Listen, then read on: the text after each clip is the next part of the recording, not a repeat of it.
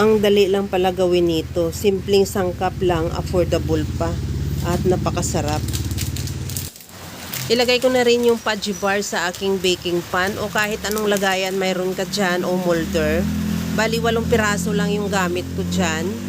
At ganyan lang. Yun ang pinaka-base natin sa ating cake.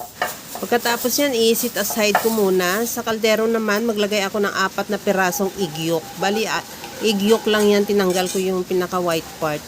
At ilagay ko na rin yung cream dinsada at evaporada or evaporated milk.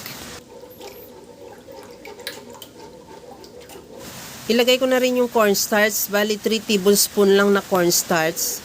At make sure na mahalo mabuti hanggang sa matunaw yung cornstarch at saka natin buksan yung apoy. At ituloy lang ang paghalo hanggang sa kumulo o lumapot. Pagkalapot na kagaya nito, okay na to. Ilipat ko na yan dun sa ating fudgy bar.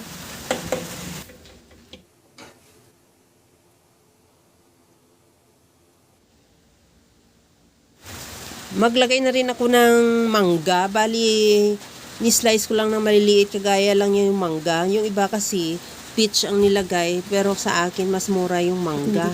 At ilagay ko muna yan sa chiller. At sa isang kaldero ulit, naglagay na ako ng isa pang pack ng gelatin powder. Lagyan ko rin ng 2½ cups na tubig. At ihalo at saka kubuksan yung apoy. At hanggang sa mag-init na rin. Huwag mo naman kailangan pakuluin. Pagkatapos yan, ilagay na rin natin yan dun sa taas ng mangga na nilagay natin sa ating custard cake. At antayin na lang natin na mag-set yan. Ilagay ko muna yan sa ref.